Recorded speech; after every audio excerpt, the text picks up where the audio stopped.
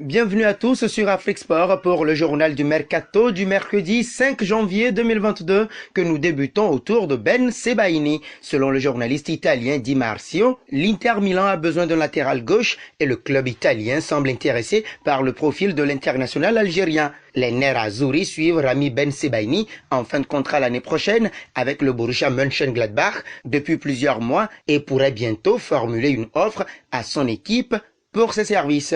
Restons toujours en Algérie, tout proche d'un départ lors de la saison écoulée, le jeune ailier de l'AS Sétif, Abderrahmane Degoumoum, est finalement resté avec son club, mais le joueur pourrait quitter le championnat algérien dès ce mercato d'hiver. Selon nos informations, les dirigeants du club belge, OH Louvain, sont en discussion avec l'AS Sétif pour s'attacher les services de Degoumoum. De son côté, le club suisse de Lugano, qui a fait signer Amoura l'été dernier, est aussi intéressé par le profil de l'attaquant de 23 ans.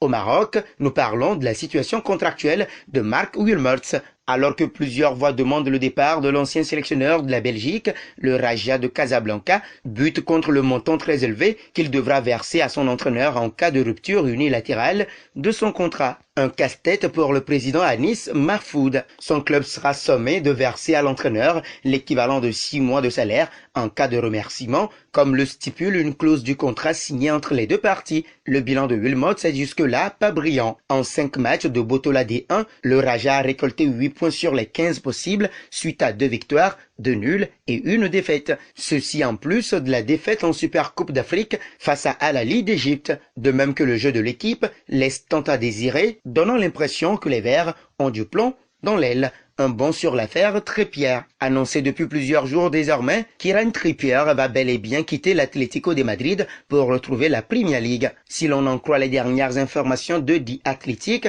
et Sky Sports, un accord aurait été trouvé entre l'Atlético de Madrid et Newcastle United pour le transfert de l'international anglais. Le montant de la transaction serait de 14,3 millions d'euros, plus des bonus dont les montants n'ont pas encore filtré. Pour le remplacer, les Colchoneros auraient déjà ciblé un joueur et plus précisément César Azpilicueta, si l'on en croit le quotidien AS.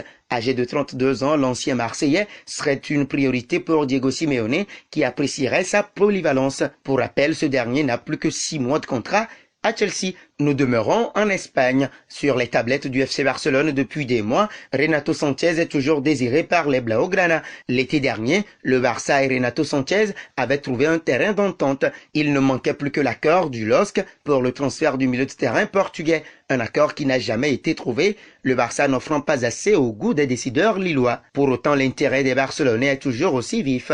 Et selon nos informations, les Blaugrana reviennent à la charge. L'objectif est un transfert pour cet hiver. Reste à savoir combien Barcelone pourra offrir. Mais du côté du joueur, il semble que la volonté de partir soit présente.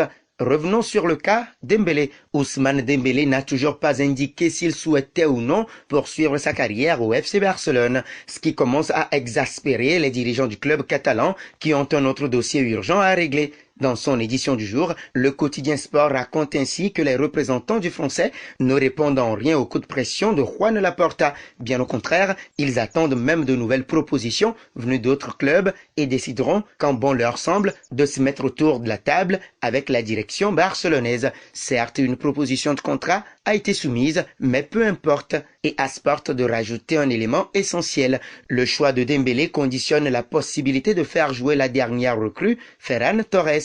3 possibilités existent en effet aujourd'hui. Garder Dembélé jusqu'à la fin de la saison, le transférer maintenant ou lui donner sa liberté. Ces 2 dernières options sont celles qui permettraient d'enregistrer Torres. Et nous arrivons au terme de ce journal du Mercato que nous bouclons avec la question du jour. Que pensez-vous du cas Ousmane Dembélé au FC Barcelone? Vos réponses seront attendues en commentaire. En attendant, n'hésitez pas à vous abonner sur Afrique Sport pour ne rien manquer du football continental et international.